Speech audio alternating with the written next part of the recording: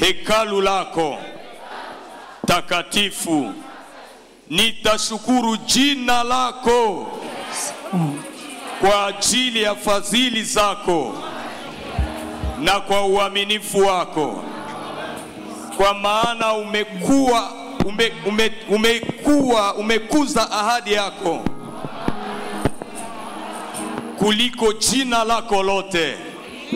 Chapia Yesu makofi makubwa. Bwana Yesu asifiwe. Acha nikuambie jambo la pili.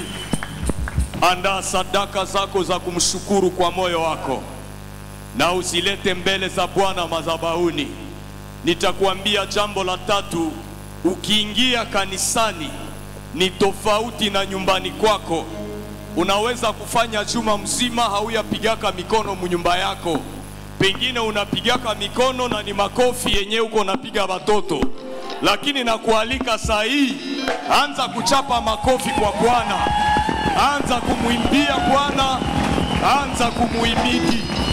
Uanze kumuhimidi. Haleluya, haleluya, haleluya. Nyanyua mikono yako kwa Bwana. Nyanyua mikono yako kwa Bwana. Sema Bwana Yesu. Bwana Yesu. Saa hii unifanye chombo cha sifa, ili ni kuabudu, ili nitoe sadaka za shukurani kwa moyo wangu wote. Pokea sifa zangu, pokea maabudu yangu.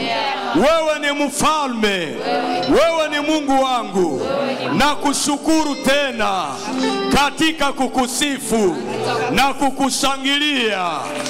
Shangilia Bwana, shangilia Bwana. Shangilia, shangilia, shangilia, shangilia. Endelea kushangilia Bwana.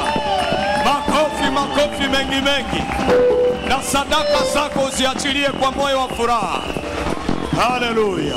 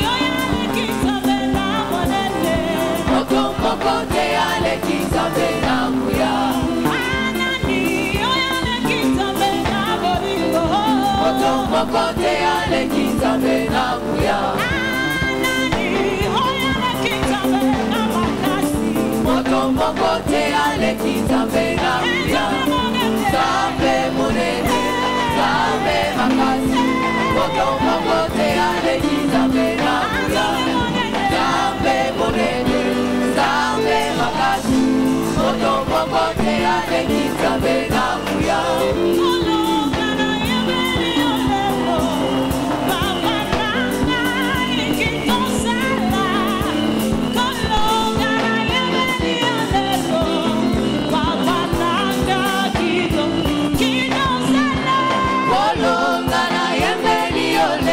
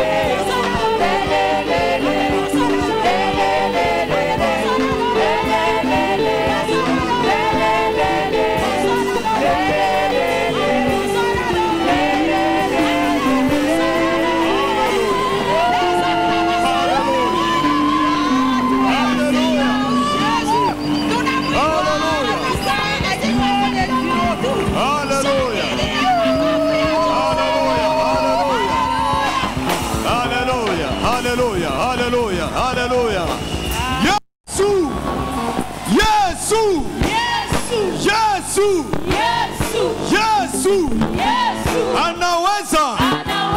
Ni mshindi. Anaponya. Yesu.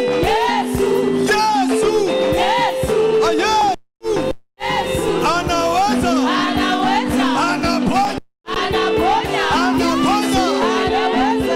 Bendera juu.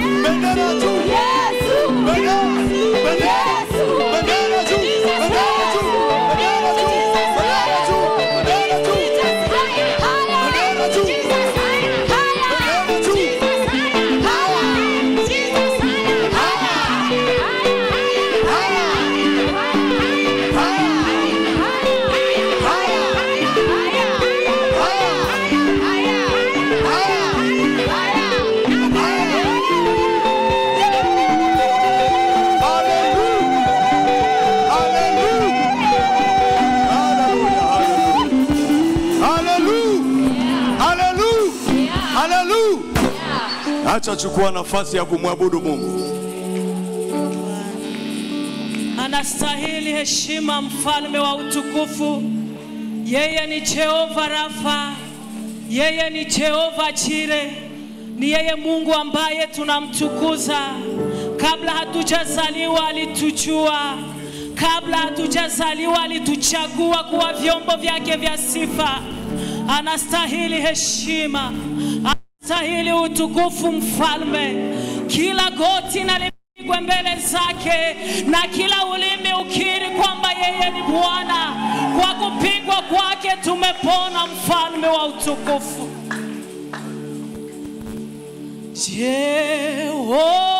Jehova, Jehova,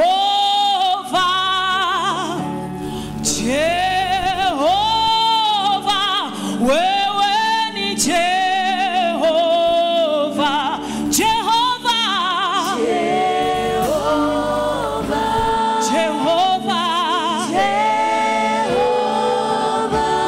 Jehova, Jehova, wewe ni Jehova.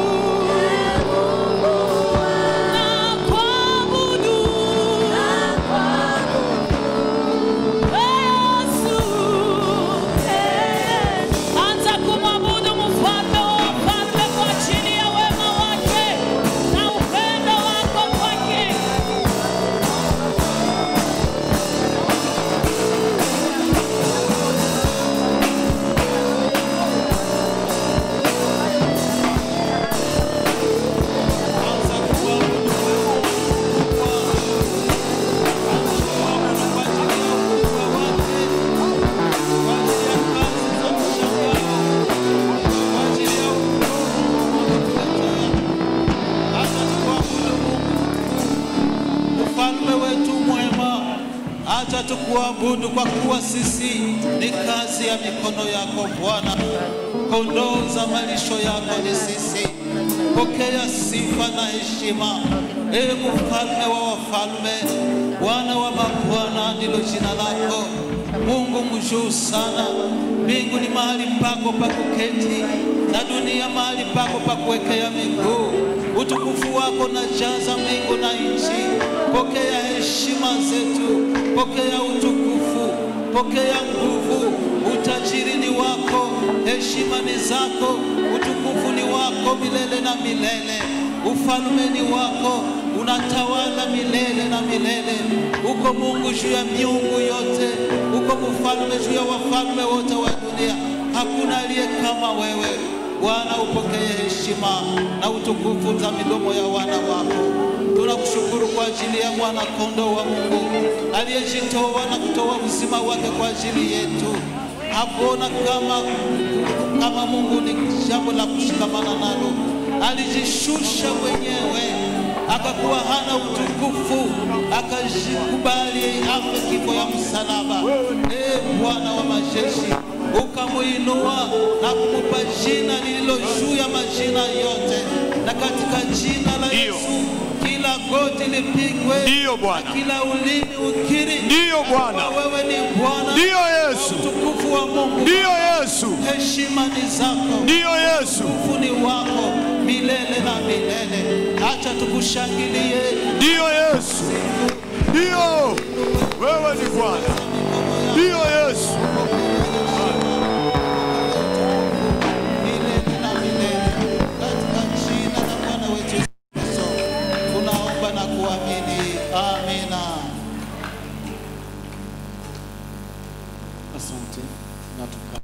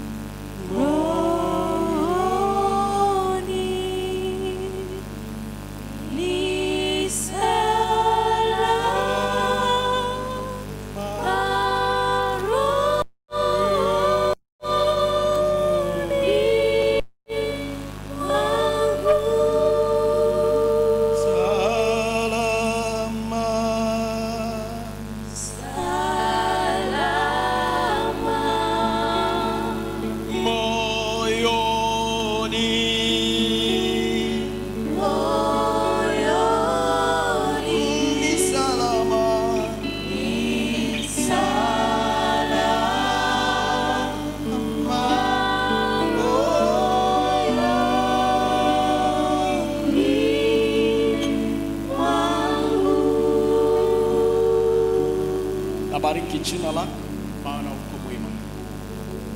Asante kwa neema kubwa ambayo unatupa muda huu. Neema ya kuweza kutamka tena neno lako kwenye kundi lako takatifu. Nahitaji uwepo wako katikati. Mimi si kitu. Natamani wewe ndiwe uwepo, ili watu wasinione lakini wako. Natamani kila mtu kumbe kutega sikio na kumpa lile ulilomwandalia siku ya ili atoke hapo ametunzwa, akafarijike, weka tena matumaini mapya kwako Bwana, katika jina la Yesu Kristo, amen. Asante kwa nafasi. Tunabariki jina la Bwana kuwa pamoja nanyi siku ya leo. Leo iko siku ambayo tunazungumzia mambo ya akili. Katika ulimwengu mzima, kila tarehe 10 mwezi wa 10 imefanyika kuwa siku kuu ya sante mentale, ama siku kuu ya afya ya akili. Na inasemeka kwamba le 10 ambayo imepita iko mara ya 33 siku kuu hii ikiwa inasherekewa. Alafu mwezi huu wa 10 mara kwa sisi wana saikolojia tunaishika kuwa mwezi ya sante mentale. Tunashukuru kanisa la CBK Virunga ambalo lilijiunga na jambo hili, likaona ni bora siku ya leo tuweze kuzungumzia mambo ya sante mentale. Kwa ajili ya hiyo tutaweza kufungua Biblia zetu. Tutafungua Biblia zetu katika kitabu ya Samueli ya kwanza. Samueli ya kwanza sura yake ya 4 mstari wake wa 19 wa 22. Samueli ya kwanza 4 19 22, na vile tutasoma Zaburi 141 mstari wake wa 3. Samueli ya kwanza 4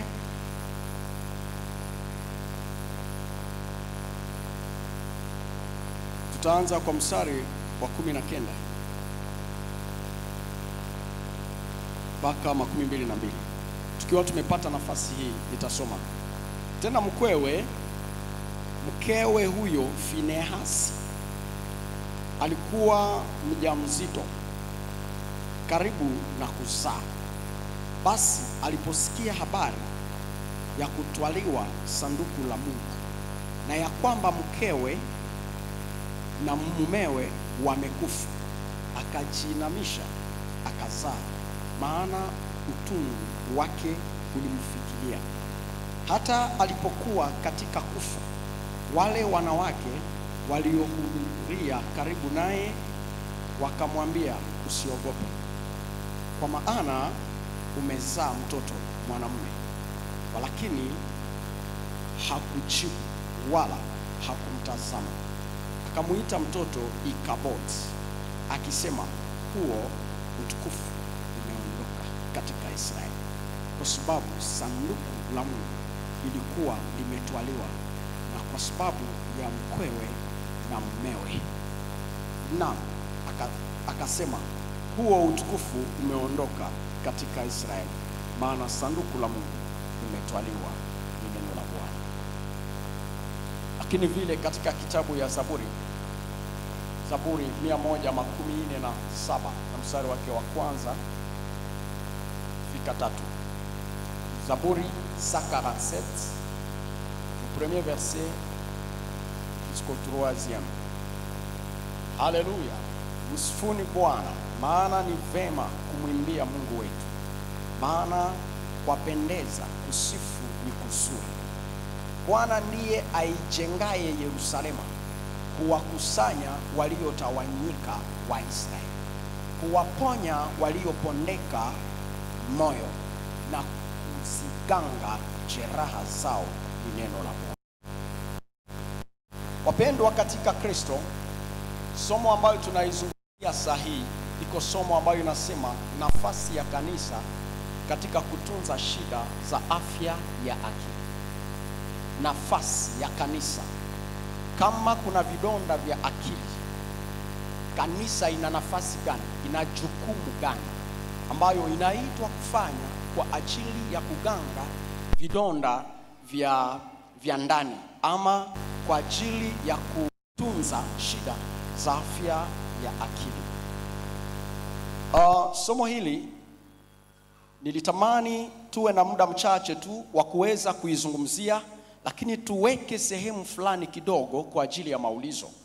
Itakuwa 2 3, italingana na muda, lakini ningetamani mtu ukiwa na ulizo unaweza ukaandika, labda tutakupa muda huo wa kuweza kujibu. Tunalenga nini katika somo hili? Kuna malengo fulani ambayo tunayalenga katika somo ya leo. Tunatamani watu wote wafikie kiwango ya kujua nafasi ya kanisa katika kutunza vidonda vya ndani, ama kanisa yenyewe ijue jukumu lake ni gani kwa ajili ya kutunza vidonda vya moyo, sababu kanisa ni muungano wa watu wengi, na kama kanisa linawachunga watu wengi, watu wenyewe inawezekana wawe na maumivu fulani, wawe na vurugu fulani, wawe na vidonda fulani alafu kanisa itafanya nini? Lakini vile vile tunatamani katika somo hili tujue nini inasababisha vidonda vya ndani. Nini inaweza kusababisha vidonda vya ndani. Lakini vile vile kujua dalili za hivyo vidonda. Na vile vile tutajifunza namna ya kupiganisha ujinga wa kudharau na kuona kama kizila magonjwa ya akili. Maana imejulikana magonjwa ya akili kama kizila moja hivi. Alafu watu walio na magonjwa yale wako stigmatize, wanaonekana kama magonjwa yao ni tofauti na magonjwa.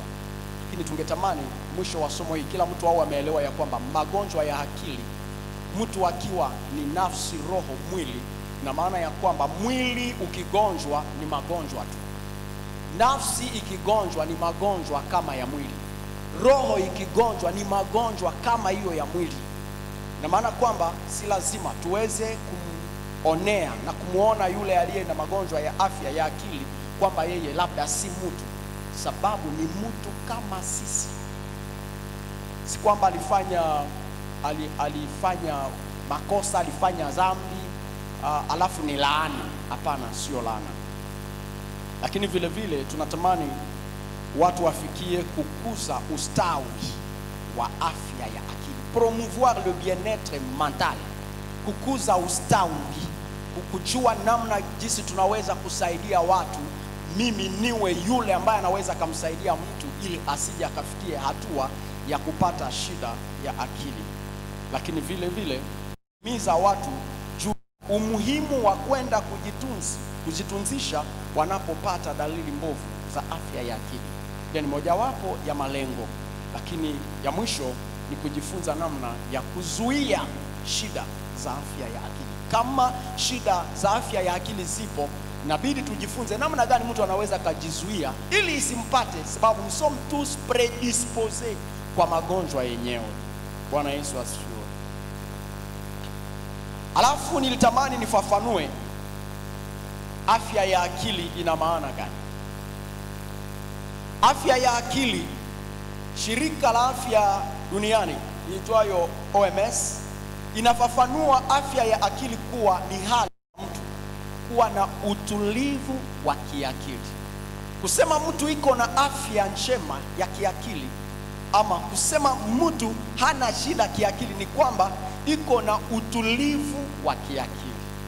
Yaani unatulia kiakili, mtu anakuona kweli unatulia. Ama vile vile uko na utulivu wa kihisia, emotionnellement unatulia. Mtu anaweza kukukosea mahali ambako ungepayuka sana, lakini unajisikia unametrize. Lakini vile ni kufikiri kwa usahihi. Kusema mtu ana afya ya akili ni kwamba anafikiri vema. Kimkuta anawaza mambo, akikuelezea anayoyawaza unasema ndio, mtu huyu ana akili kweli. Lakini vile vile ni kujua kudhibiti hisia na tabia zake. Unajua kumetrize, kujere hisia zako ama hata comportement yako, mwenendo wako. Unaweza kusikia emotion au sentiment fulani zinatoka ndani mwako, zinakusukuma ufanye kitu fulani, lakini unaona kukifanya ndani ya mazingira haya watakujua vibaya, haistahili. Alafu kama uko na nguvu ya kuweza kujizuia usifanye un acte comportement fulani yenye wakati mtu atakuona anasema mtu gani huyu, yani una maîtriser na japo yae santi ndani mwako ambayo inakusukuma ufanye kitu, wakati unaweza kuimaîtriser, hapo tunasema una njema ya akili, pamoja na kuweza kushirikiana vyema na watu wengine katika jamii. Yani mtu aliye na afya ya kiakili ni yule ambaye anaweza kushiriki vyema na watu wengine.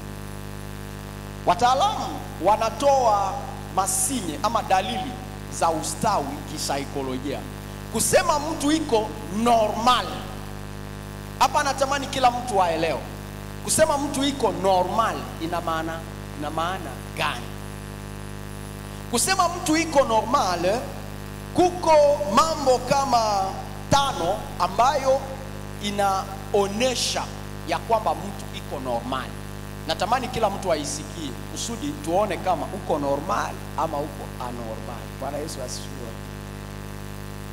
Bana, kitu cha kwanza kusema mtu iko normal kunahitajika ambao tunaita une perception appropriée de la réalité, yaani mtazamo sahihi ya ukweli.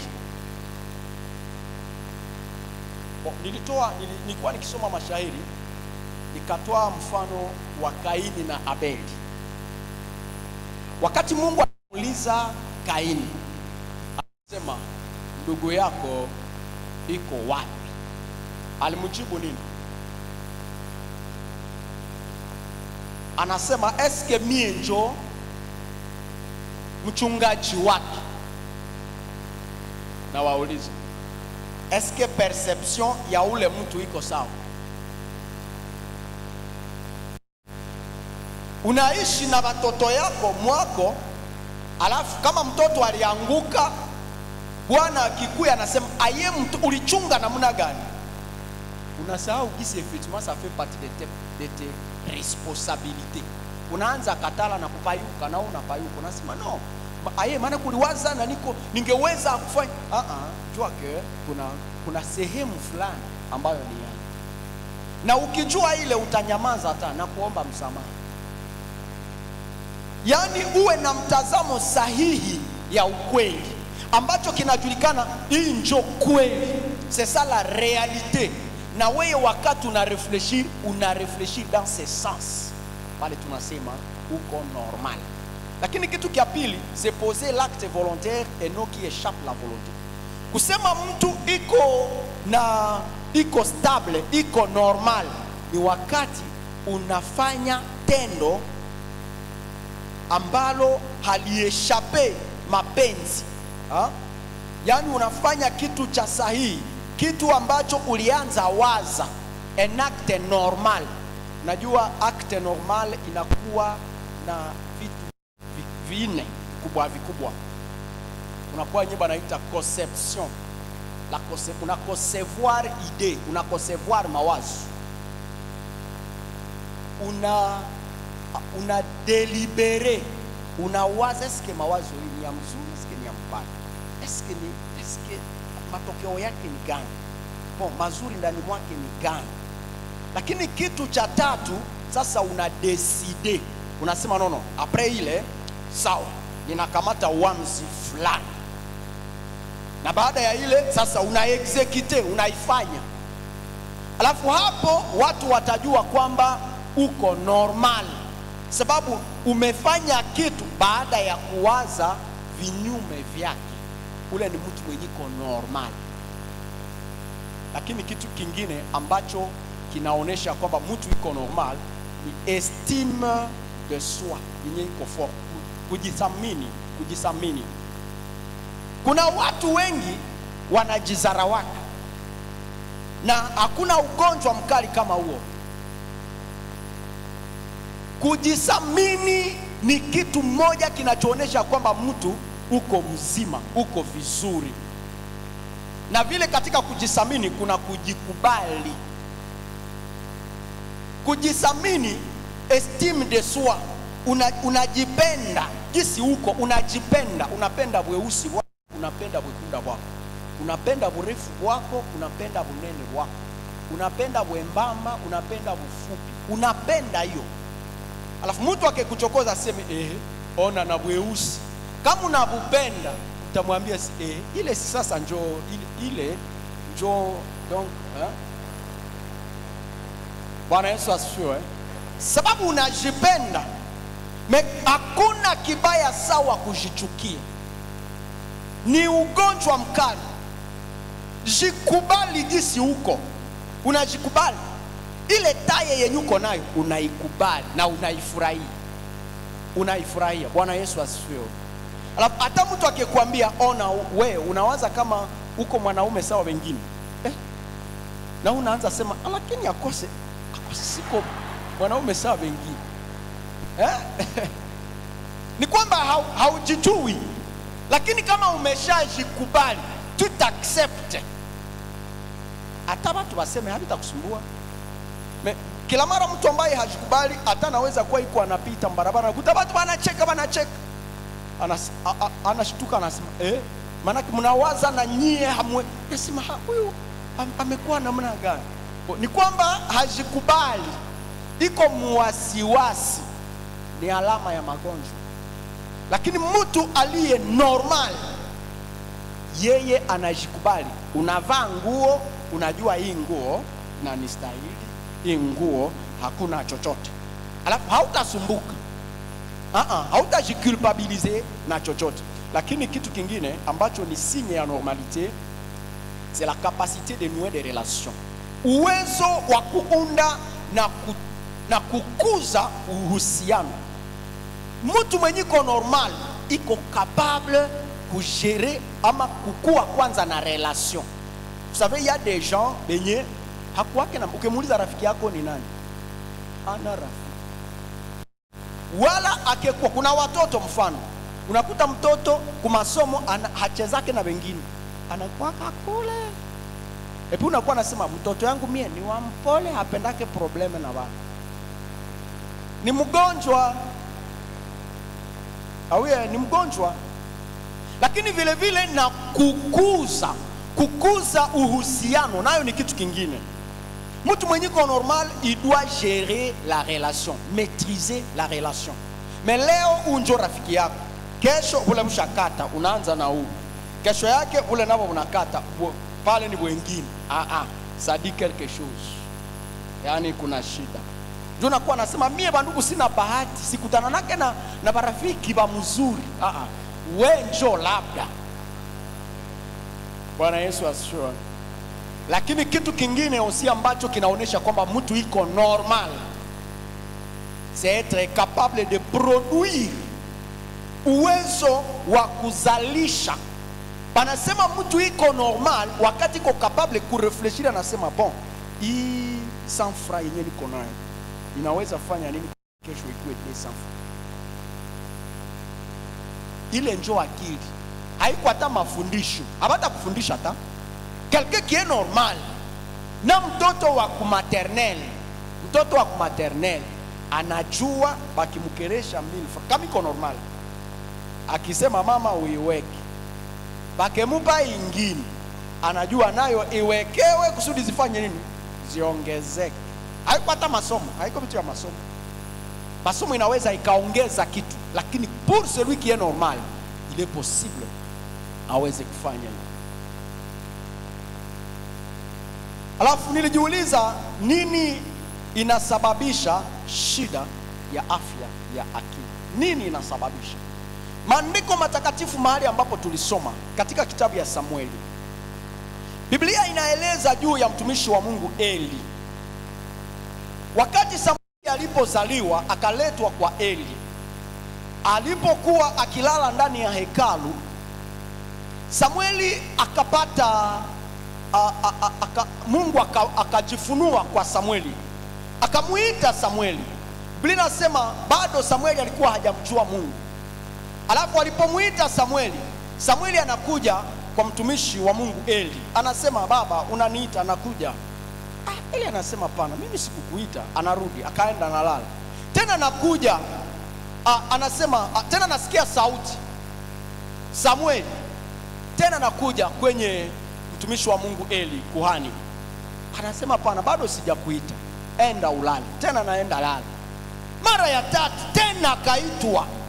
Alipoitwa akakuja Eli akapata ufunuo, akasema inawezekana ni Mungu ndio yuko anamuita. Watakapokuita tena sema Bwana Mungu niko hapa, sema. Alafu walipomuita tena akasema Bwana Mungu niko hapa, sema nami kama mtumishi wako.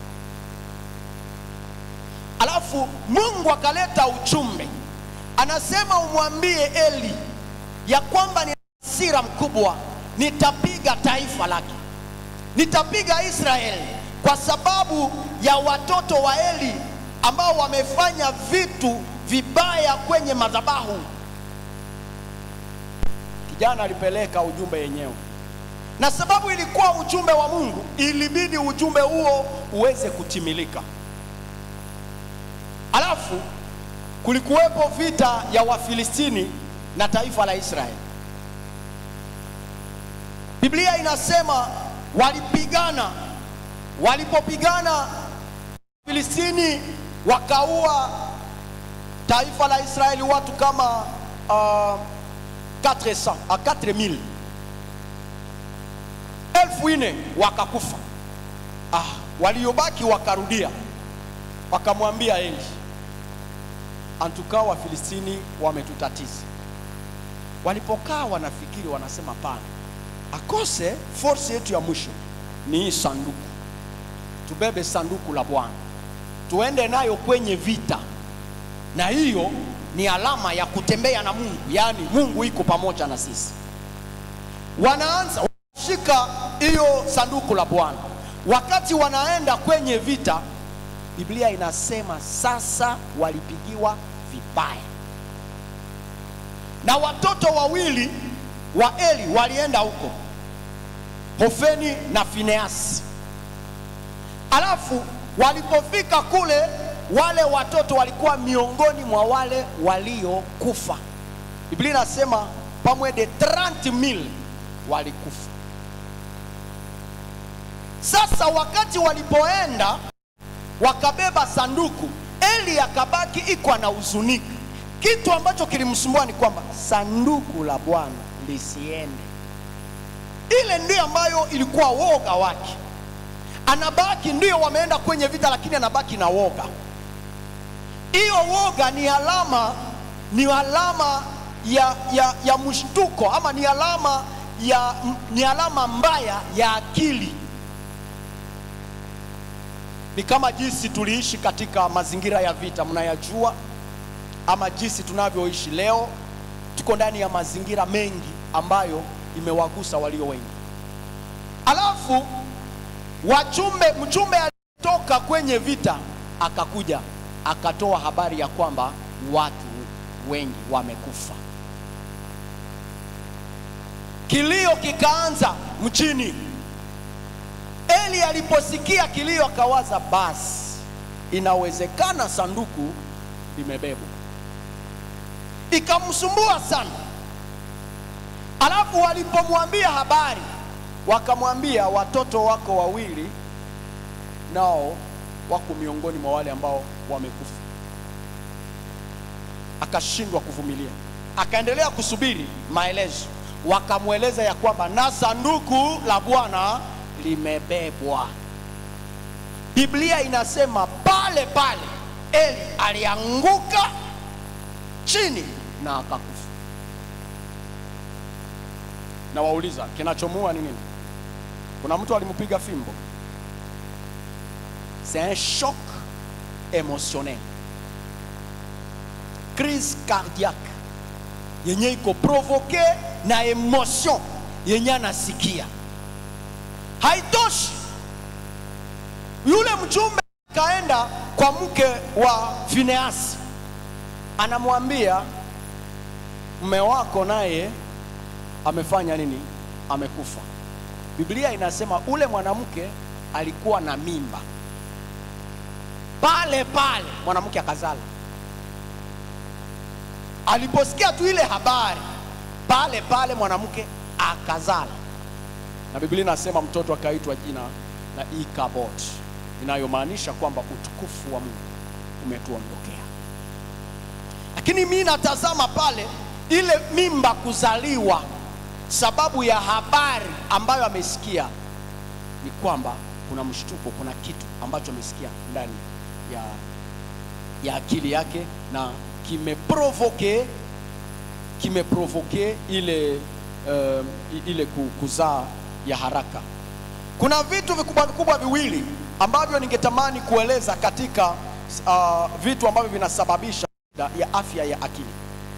Il y a les événements traumatiques, événements traumatiques, na kitu cha pili ni événements stressants. Vitu viwili vinapishana kidogo, lakini viko kama kimoja.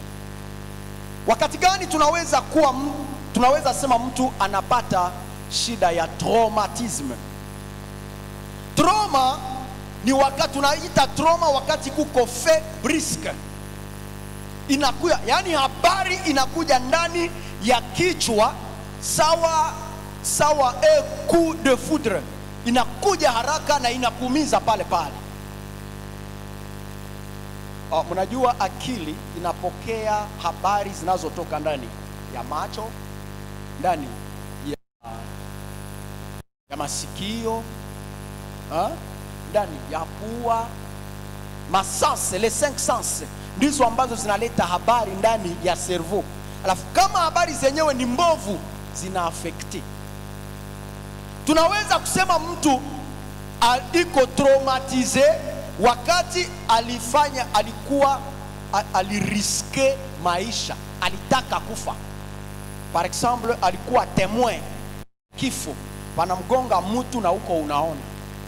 Ile tunaita traumatisme. Inakupa kudevelope trauma ndani mwako, sababu habari wakati unaipata ile habari kisimefika ndani ya cerveau, inaumiza pale pale cerveau, inaiumiza. Wala inaweza kuwa ni wewe ndiye umeswata kifo, umeriske maisha, inakuumiza vile vile. Lakini tofauti na stress, acha sasa nieleze kidogo ndani ya hiyo traumatisme. Kuko sasa trouble ambayo inatokana na kitu hiki. Evenement traumatique inatupa kudevelope trouble ambayo kwa leo ndio inakuwa mkubwa katika mji wetu wa Goma. Sababu mji wetu wa Goma watu wengi tulikuwa batemwe ya vitu vibaya. Kuna watu tayari uliona, sijui ni watu ngapi ambao walikufa, uliwaona. Wala uliona jinsi bako banaua watu. Bile bilituumiza, ile masasi ya kila wakati, yani unajifungia kwa nafasi, basi maana tunataka kufa, banatufika hako, maana banatufika hako. Sawa jinsi wanawafungulisha usiku, unasikia tu watu wako kumlango, mfungule. Pale tu unajiprepare, unasema hapa tu ninakufa. Ile inakupa, ile haipite inaperçu ndani ya cerveau. Jamais. Haiwezi pita inaperçu. Alafu kuko sasa dalili zenye zinaoneshaka kwamba mtu alisha ile tukio ilishamuumiza. Kuko ambayo tunaita reviviscence. Reviviscence ni namna ya kukua na revivre, unakuwa na masouvenir za boga, za kukuletea boga kwa ajili ya tatizo yenye ulipata. Unakuwa na vifikiria hata na mwakili. Uko unatembea unaona ile filme inapita, zile ni sinye za mbaya. Ni sinye za mbaya. Wala unaanza kuwa sasa na vilota. Unakuwa na shtuka mndoto. Unalota tu vitu vya kukufa. Unalota ndoto za kukuogopesha. Ndoto zote za kukuogopesha haiko mapepo. Hapana. Haiko tu mapepo. Basi watu mingi akilota tu vitu vya kumwogopesha ni kwamba tumwombee. Kuko na vingine si kwamba tukombee. Ifo tukusaidie. Lakini Mungu ninampenda sana. Paske yeye atana vile ambavyo vinastahili uende kubaganga, ananiponesha. Mais ça alors nous appelons une guérison miraculeuse. Haiko deliverance, ile haiko deliverance. Kwamba Mungu amekuponya kimuujiza. Tofauti na mapepo hayo inakuwa ifo ni deliverance kusudi upate kupona. Lakini vile sinye ingine ni evitement. Unaanza kuwa na ogopa. Yani haupendake uviwazi yako. Ukitaka viwazi yako mara moja, kama ungepashwa aenda unasema sitaenda tena. Unabaki. Wala haupendi tena kupita fasi kwenye ulitaka fanya aksida. Unasema motari tusipite pale, tupite njo hapa. Hata yua kama kuko nini. Kumbe wewe unawazaka pale njo kuna kuwaka maaksida. Ile ni sinye ya kuonesha ke ungali na shida. Nilikuwa nazungumza na mtu ambaye alipata shida ya namna ile. Alikuwa akitembea na miguu afu wakamshika wakambeba mahali fulani. Alafu nilikuwa namuuliza kwa nini leo haupendi kutoka nje? Anasema kutoka nje akose mwenye twale mara moja moto niende kusudi nifike kwenye ninaenda. Alafu nilikuwa nikimuuliza, unawaza mwenye naye alitwalaka moto na bakamukidnape kwa ile moto, eske naye anapendaka aende tena kumoto? Anakuambiaka mwenye ende na migulu. Unaona? Donc vous comprenez que ile kutembea yake ya migulu ce n'est pas kenjo dawa, lakini naonesha kwamba ni mgonjwa. Ifua atoke ndani ya ile hatua aweze kufanya nini? Aweze kujua ke kumbe ile ilikuwa hiyo wakati, si hii wakati tu, sababu haikuwa mara yako ya kwanza kupita pale, ulikuwa unapapitaka, hakuna shida itakupata. Donc c'était un accident. Lakini vile sinya nyingine iko hyperactivité. Hyperactivité ni kwamba unaanza kuwa na vigilance. Donc unakuwa mnasema nini? Ile ni nini? Na kushtuka. Inamaanisha kwamba bile vitu vyenye bili kufikiaka bingali vinakuumiza. Lakini vile tueleze juu ya evenement stressant. Evenement stressant, hali inaweza ikatupata inatustresse kiasi kia juu. Yaani mambo ambayo tunaipitia ambayo inatusumbuaka inakuwaka iko inakula, inaronge makapasite zetu za ndani, inakuwa iko inaironge. Alafu kama kunaweza kuwa facteur déclenchant, unaenda kuta sasa mtu amedevelope trouble fulani, ameidevelope sababu haiko kwamba ile tu njo inamuumiza, lakini historia yake utakuta mna mambo mengi ambayo inamsumbua. Ifo tuulize kama mimba yake ilikuwaka namna gani? Eske alichungewaka vizuri ndani ya mimba yake? Eske wakati aliwaka aliliaka kwa wakati? Eske haya gonjwa muda mrefu? Eske hana probleme yenyiko mental yenyiko liye na development, yani kukomala yake hakukomalaka yani cerveau haikukomalaka jinsi inavyofaa selon miaka gisi iko naendelea.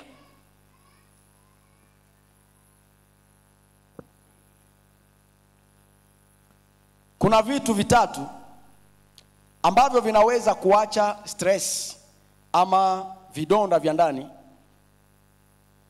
vikue vinasumbua tena zaidi.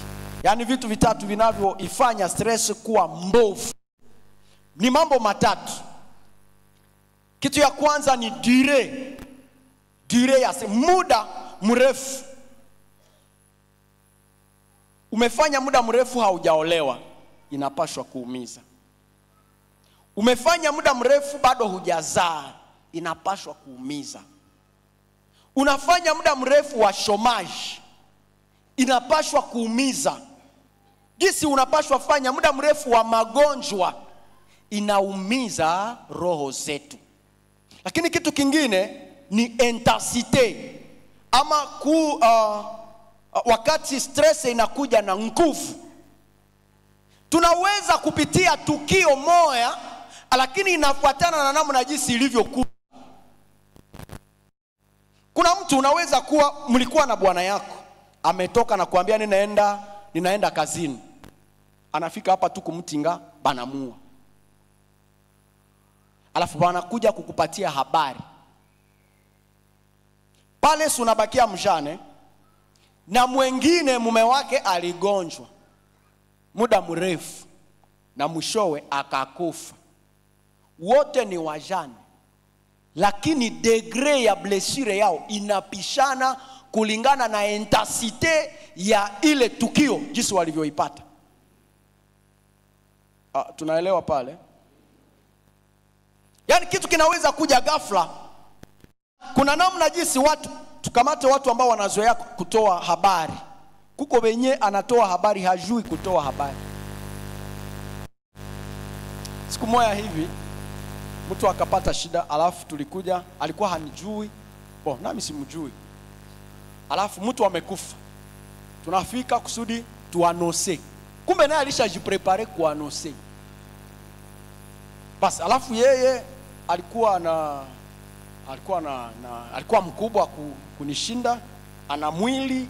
Unajua watu mara waliona mwili Ukimwona tu unasema huyu ndio anastahili huyu. Alafu wakati tulikuwa pale nikaona ameanza. Alafu gisi anavianza nikaregrete. Nikakosa kama na mie niko hao juu ya nini. Nikaregrete juu ya nini na mie nilikuwa. Juu ya hivi kufanyika na niko hao ni mbaya. Yaani kuko watu wenyewe hawajue kupana message. Na kweli katika masomo yetu kuanose ni masomo makubwa.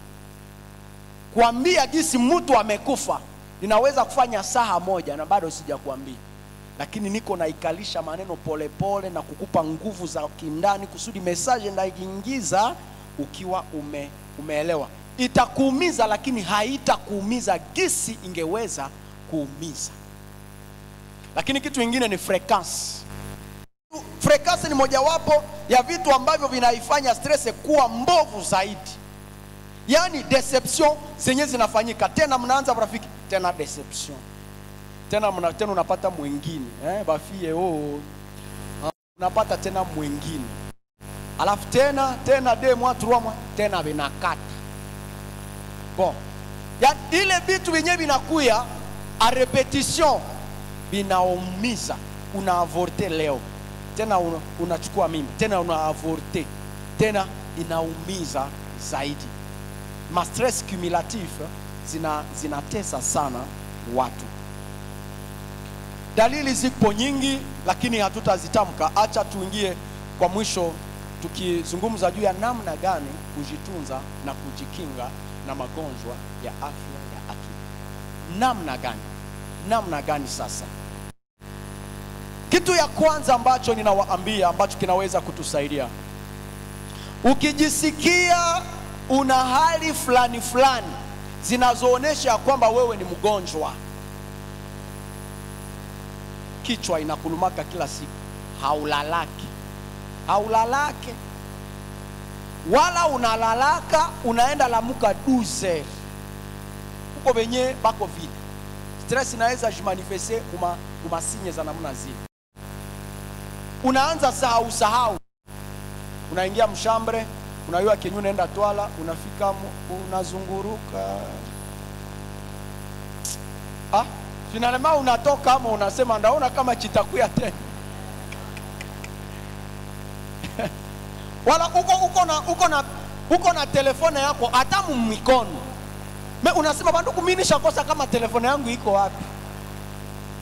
Anakuambia si njoo hii mikono, njoo hii. Ni alama inakuonesha ke unagonjwa. Ndio. Umeshakuwa mwoga tukapata hivi, unaogopa. Kuko watu wako humu, boga iko tu. Wako tu na boga. Nini unaweza kufanya? Kitu ya kwanza, futa msaada wa kitaalamu. Kama unaweza kujisikia una vitu ambavyo sio kawaida, tafuta msaada wa kitaalamu. Tuna wataalamu, tuna watu wengi ambao wamejifunza masomo haya, wanaweza wakakusaidia. C'est vrai, iko payant, batakuomba pesa. Lakini kama haujitunze inawezekana ikufikishe pabaya. Lakini kitu kingine, zungumuza na mtu unayeamini. Zungumuza na mtu unaye. Maandiko matakatifu niliyapenda katika kitabu ya Mezali 18:24. Inasema lakini yuko rafiki ambatanaye na mtu kuliko ndugu. Jihakikishie una rafiki ambao unaweza ukamwambia mambo yako. Niko na shida hii. Si kwa bure, ya des gens, napendaka historia ya Daudi na Jonathan. Biblia inasema Daudi na Jonathan balipendana affection moja kubwa sana. Inaonekana mtu ameweka ndani ya njia zako mtu akitu ya affection. Ce n'est pas pour rien. Iko dawa kwa. Kuko watu ya de personnes benye ni dawa. Ukimuona mara unatulia. Hata ulikusha kuwa mahali wa namna gani, balisha kushindwa wako. Mtu anakuya kama ni mchungaji anakuya. Ukishamuona unasema uko na bahati. Ni juu tu huyo amekuja. Ni kwamba unamheshimu na unampenda sana. Kuna watu namna sawa ambao Mungu ameweka ndani ya njia zetu. Usikose kuwa na watu wa namna sawa. Wanaweza kukusaidia.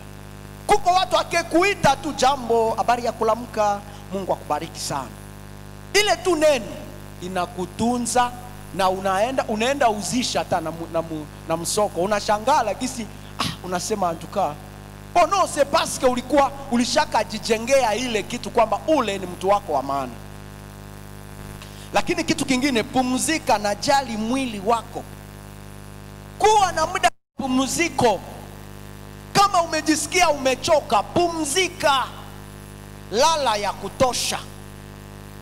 Ile matelefone za mpaka 0 huko na chate unajiua mwenyewe.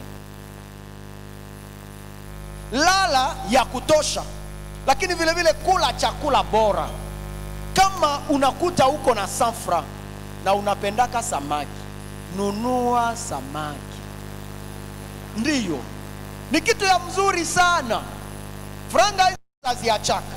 C'est vrai, usiuze ya zaidi kuliko franga zako. Na nilisema mtu mwenye iko sawa, haiko mambo ya kumfundisha. Unayuaka tu kusema juu niko na 2000, niko na 20000 francs, ninaweza nunua hii samaki ya 10000. Parce que uko sawa. Alo. Mungu usaidie sana. Lakini vile fanya mazoezi mara kwa mara. Uwe na zoezi, ufanye mazoezi. Les exercices physiques, uwe na zoezi ya kuzifanya. Ni mfano unaweza kusema kwa birokrati ukuwe na maji pembeni. Maji pembeni unakuwa huko unakunywa. Inakusukuma ukuwe na simama kila mara kuenda petit besoin. Ile deja ni ma exercices zenye uko unafanya. Lakini vile jipe muda yenyewe unaweza kufanya ma exercices kunyumba. Nilikuwa nikisoma kitabu kimoja kikinionyesha kwamba hata hii masauna ni mojawapo ya vitu ambavyo vinasaidia akili. Kuwa na kamuda kenye unaweza sema nina choka, acha niende. Kama ni kusauna, enda tunza mwili yako. Unajitunza sio dhambi, hapana. Unajua wakati mwingine tumejifunga na ndio vile tuko tunaumia. Na japo kumbe kuko wengine wenye hata wanateseka kushinda shie, mebako na mamoma zabo za madetente. Na unajikuta bako bien.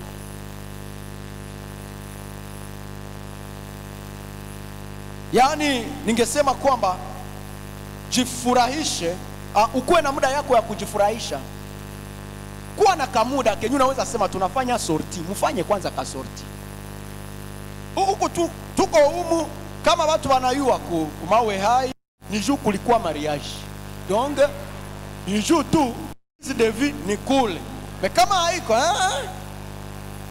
no, kuwa na kamuda kanamna sawa. Kama ni ka anniversaire kako, kafanye mzuri. Inaweza shindikana kila mwaka, lakini kuwa na siku yenyewe unasema na mimi leo acha nifurahi. Unakuwa huko unajitunza mwenyewe. Lakini kitu kingine ndani ya kujali mwili, epukana na dawa za kulevya. Jiepushe na dawa za kulevya. Ukifika ku santé mentale, majorite ya vijana wenye bako kule, probleme yao cause kubwa ni ya madawa za kulevya. Bamingi ni ile chokozi. Yani tumia hiyo po. Najua humu hamuna wenye banatumiaka pombe. Unajua haviko humu. Viko hapo. Alafu nikukumbusha kwamba alcohol inafionza nguvu za ndani pole pole. Iko inazifionza pole pole. Alafu kuko wakati utapata katukio tu kapata hivi, kana déclencher trouble, mekumbe haiko njoo ile cause. Kuko makapasite zilikuwa zimeshachoka. Lakini kitu kingine, epuka msongo wa mawazo. Epukana, jifunze mbinu za kudhibiti msongo kamili. Yani jua namna ya jua kujitunza. Unaweza kuingia kwenye maombi, omba. Katika kanisa tuko na obligation. Wakati uko unasema Mungu nisaidie, ile maneno wakati uko unaisema ni kujitunza.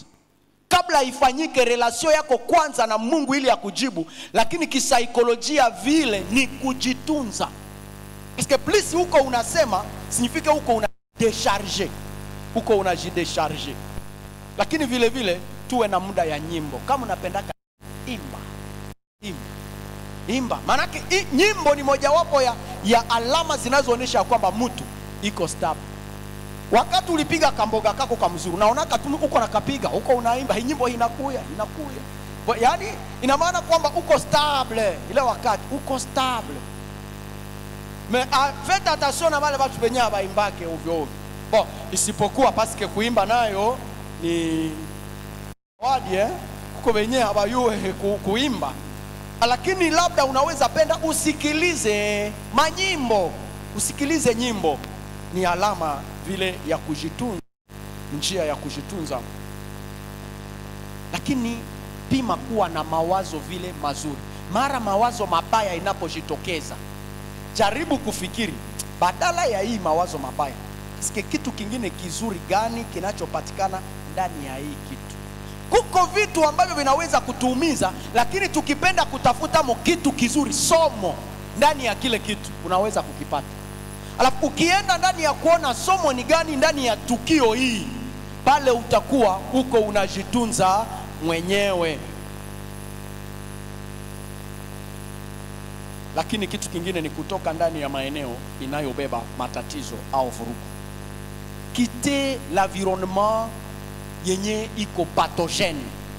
Kuko ma-environnement zenye batu bikwamo zinabaumiza. Bwana Yesu asifiwe. Watu wengi mara tunaposema hivi anasema manake sawa nyumba bwangu hapo buko na matatizo, manake ninaweza toka hapo. Hapana. Si asema vile bado. Ile ni mambo mengine. Sababu kuna wakati ambako unawaza kama tatizo imekuwa kubwa ifo utoke, yani kutoka ni dernière solution, baada ya kuona kama mumefikia wapi, umefanya nini, ile ndio inaweza kusukuma unasema ninatoka Mgoma ninaenda. Inawezekana quartier unaikuta tu hauna amani. Ile possible ukikuta tu imeshashindikana, inaweza kuwa vizuri. Ndio maana utawakuta leo kuna watu wengi ambao walishindwa kusiporte hapa, wameshaenda wako Mtembo. Usimuone mbaya. Hapana, usimuone mbaya, mko bamoga. Hapana. Kama alishindwa kusiporte, pia nakuta kutoka inamupa amani. Ile ni dawa. Ni dawa. Bwana Yesu asifiwe. Lakini vile vile tukue mwe competitif. Vitu mingi vinatuumiza sababu tunapendaka tushie njo tushinde. Hapana, ule mtu ndamuonesha. Hapana, mie tu njo niko na raison. Jua nini haupendi kunisikia? Utaumia, unajitesa mwenyewe. Soyons moins compétitif na tukue flexible. Kama mtu anakuambia kitu fulani hiki hakikutembea mzuri, sio flexible, sema basi samahani, basi unisamehe na mimi nimeona kweli pale nilikosea. Pale unajitunza wewe mwenyewe. Mimi hapana kusema ule mwanamke ndamuonesha. Wewe unawaza utashindana na mie? Sawa, tunaenda tu kwa mahakama. Ile kupenda tu ushinde inakuumiza zaidi. Lakini kwa mwisho niseme kwamba ne vous attendez pas que les autres soient parfaits. Mara nyingi tunaumia wakati tunapendaka watu tu njo watu wakuwe wa mzuri kushii. Unasema unasubiri mazuri tu kwa watu, utaumia. Lakini wakati ninaishi na wewe, ninajua kwamba hakuna nilipa tulifanyaka contract uko wake na nifanyizia vya bie. Si ndio? Hakuna nilipa kwenye tuliandika. Ni kwamba ninachunga kwako, unaweza ukafanya kizuri, tena unaweza ukafanya kibaya kwangu. Na kama ninajitayarisha vile, haitaniumiza sana. Mapashwa ya kanisa ni gani? Ama mapashwa ya Wakristo gani? Acha niseme haraka. Kitu cha kwanza, kanisa wapendwa, inaitwa kupiganisha stigmatisation ndani ya kanisa. Tusistigmatize watu. Kustigmatize ni kwamba kusema kitu ambacho kinaacha mtu akuwe blessé, ajione. Nitoe mfano. Wakati tunaweza sema watoto wa yatima wote mkuye hapa mbele. Aye jutu. Jua nini? Kuko wengine pale utaona habatakuya. Jua nini? Hapendi kameme mara moya ikuwe matangazo. Hapana. Bwana Yesu asifiwe.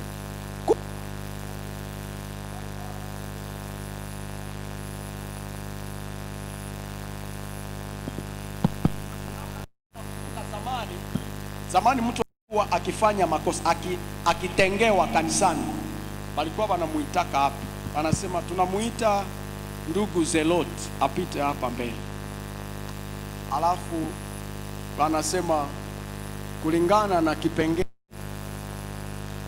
alafu wanaanza kueleza, alafu tangu leo huyu mtu kulingana na kile alichokifanya, ukimuona hatumie tena meza ya Bwana, ni kwamba ametengwa kwa miezi sijui ota. Na waulizeni, inamsaidia kunini? Na inasaidia kanisa kunini? Kuko watu wako huku mkanisa hawana tabezoea vile. Yeye hata mtu anaweza maliza kitengo chake kule hata yu hajue. Unapomuonesha mbele. Ndio maana mnakuta leo vile havikuwake tena. Yaani hao wachungaji wameshafunzwa kwa ajili ya ile mambo ambayo inastigmatize watu. Na unapomtenga vile, utaenda tena umfundishe, atakusikia. Atakusikia? Atakusikia. Sababu ulimuumizaka, atakusikia. Ile ni kazi ni jukumu la kanisa. Kuandaa watu nafasi nzuri ya kusikiliza watu. Tuwe na manafasi kwenye makanisa ambazo watu wanasikilizwa, ambazo ni nzuri, lakini vile vile kuangalia kutunza nafsi za Wakristo kupitia maneno ya matumaini. Tuwape watu maneno ya matumaini. Tuwape watu muda ya maombi na kuwaombea, kuwafundisha msamaha. Tuwafundishe watu msamaha, kuifanya ibada iwe nafasi ya matunzo. Unatoka kwako, unagonjwa, unasumbuka, unatoka humu haupone. Maana yake na hatukurespond kubezoea.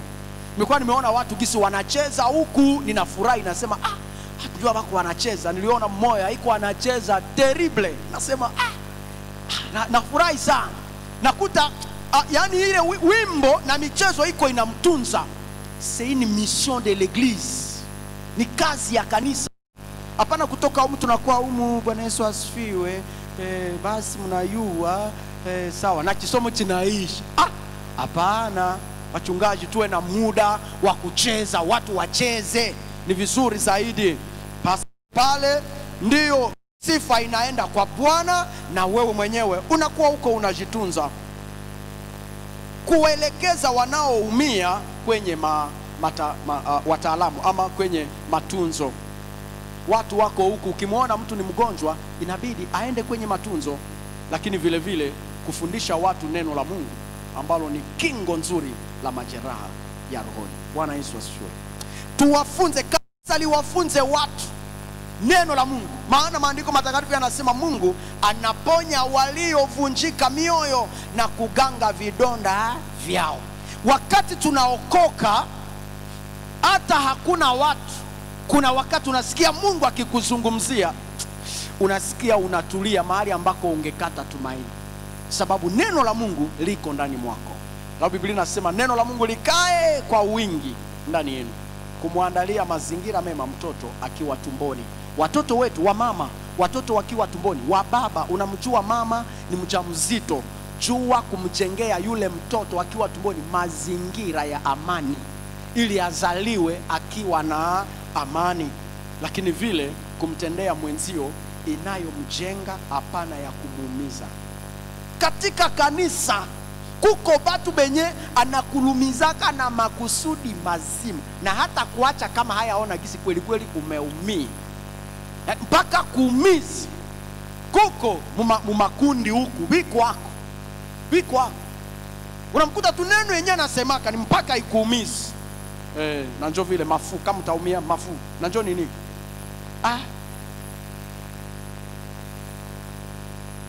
Wala mtoto anaumia unamwambia na umekoma. Mtu amelumia unaongeza na jengine unasema na umekoma. Ni maneno kama yale tunawaua watoto wetu. Kumuwekea mwenzio ndani ya kumuweka mwenzio ndani ya mazingira mema ya kumuepusha na majeraha ya rohoni. hii inawahusu sisi wafanyakazi. Uko na mtu mwenye unapashwa lipa, anakufanyiziaka kazi. Kwa nini unamtesa na kumkamata kama boy mpaka yani ateseke na kumulipa? Inaomba uko baba, paske uko baba wa munyumba, watoto habana la kusema ama muke hana la kusema. Sababu uko mama, alafu mtoto mwenye hasio wewe uliyemzaa, alafu ifo aumie ateseke. Hapana, tujifunze kuwajengea watu mazingira iliyo bora ya kuwatunza. Tujue vile kuambia watu merci. Ambia mtu felicitation. Ile inatunza mtu vizuri sana. Felicitation. Abamsika nina wapenda kukemwambia felicitation, bien habillé, hein? Bon, anajisikia bien sana, na pale mara mu unakuwa rafiki yake. Kama pale mara mu unakuwa rafiki yake. Yani ni kaneno kadogo lakini kanatunza. Félicitations. Non, vraiment je t'aime beaucoup. Na mtoto yako ushashindwa kumwambia je t'aime. Ton enfant unashindwa kumwambia je t'aime. Tu es bon, tu es beau, tu es belle. Unamwambia, ile maneno inatunza.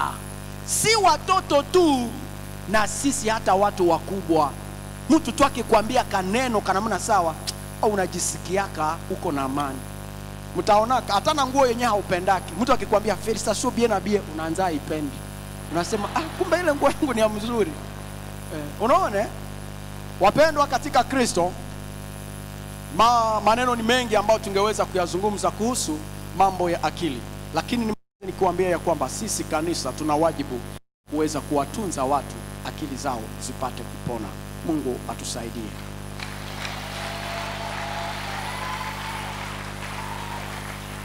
Inawezekana nilisema kwamba tutatoa muda ya maulizo, lakini muda haituruhusu kwa rehema ya Bwana, lakini nasema aliye na ulizo. Sawa? Tunapomaliza nitakuwa ndani ya Kasi Link, unaweza kuja, tunaonana na wewe ili tuweze kuyajibu maulizo ulionayo. Mungu atubariki. Amen. Hallelujah. Na kuambia Amen.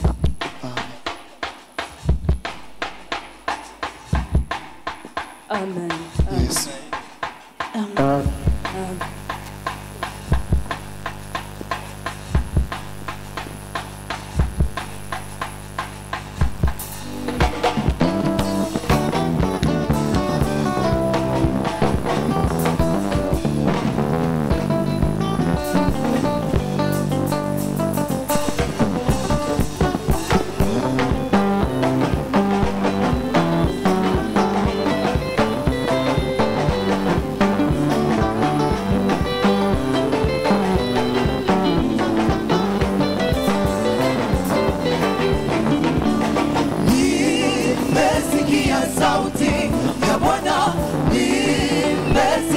Sauti ya Bwana inaita na nguvu, inaita na furaha, inaita na upole, lakini watu wamekataa. Inaita na nguvu, inaita na furaha, inaita na upole, lakini watu wamekataa. Wamejifanya hawasikii, wamejifanya hawasikii, wamefanya mioyo yao migumu, wamefanya mioyo yao migumu, wamejifanya hawasikii, wamejifanya hawasikii, wamefanya mioyo yao migumu, wamefanya mioyo yao migumu. Anasa imebeba wengi, Anasa imebeba wengi. Zekaria, malaika akamjia, akasema naye neno moja, utazaa mtoto mwanaume. Zekaria, malaika akamjia, akasema naye neno moja, utazaa mtoto mwanaume. Akabishana na malaika, akasema haiwezekani, akabishana na malaika, akasema haiwezekani. Mungu kafunga kinywa chake,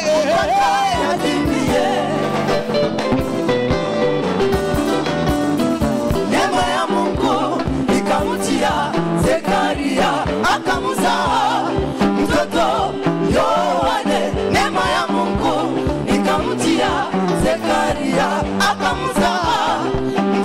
Yohane.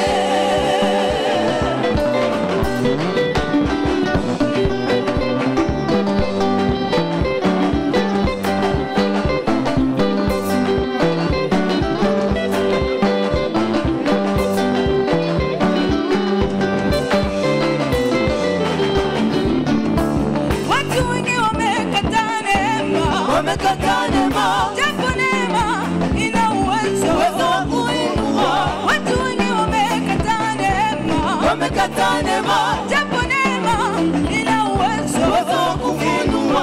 Watu wengi wamekataa neema, Wamekataa neema, japo neema ina uwezo wa kufungua. Watu wengi wamekataa neema, Wamekataa neema, japo neema ina uwezo wa kuinua. Waliopewa neema wamekataa neema. Waliopewa neema, wamekataa neema. Hayo waliopewa karama wamekataa karama lololo. Waliopewa neema, wamekataa neema. Waliopewa huduma wamekataa huduma. Waliopewa neema, wamekataa neema. Waliopewa neema wamekataa neema, neema, neema. Waliopewa neema, wamekataa neema. Neema, neema. Watu wamekataa neema. Aha, neema yake Bwana. Watu wamekataa neema. Neema, neema. Watu wamekataa neema. Neema yake Bwana. Watu wamekataa neema. Tunaishi kwa neema, Tunaishi kwa neema. neema yake Bwana Imetufanya jinsi tulivyo. tunaishi kwa neema, Tunaishi kwa neema. twatembea na uhakika, Tunatembea na uhakika. tunaishi kwa neema, Tunaishi kwa neema. neema yake Bwana Imetufanya jinsi tulivyo. tunaishi kwa neema, Tunaishi kwa neema. twatembea na uhakika, Tunatembea na uhakika. Tunatembea na uhakika, Tunatembea na uhakika. tunatembea bila mashaka. Tunatembea na uhakika. Tunatembea tukishiamini, Tunatembea na uhakika. tunatembea, tunatembea, tunatembea. na uhakika. Tulio ndani ya Yesu tunatembea, Tunatembea na uhakika. tunatembea bila mashaka, Tunatembea na uhakika. tunatembea bila hoga, Tunatembea na uhakika. tunatembea, tunatembea. Tunatembea na uhakika.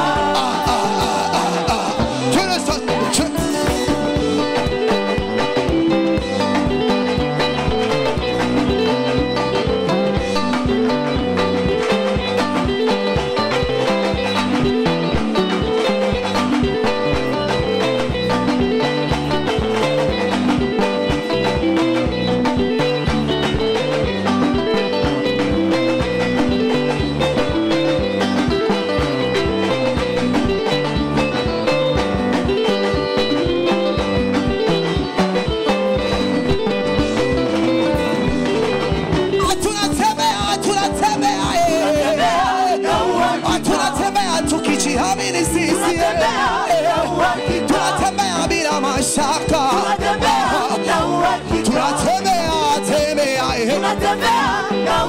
tunatembea bila manunguniko, tunatembea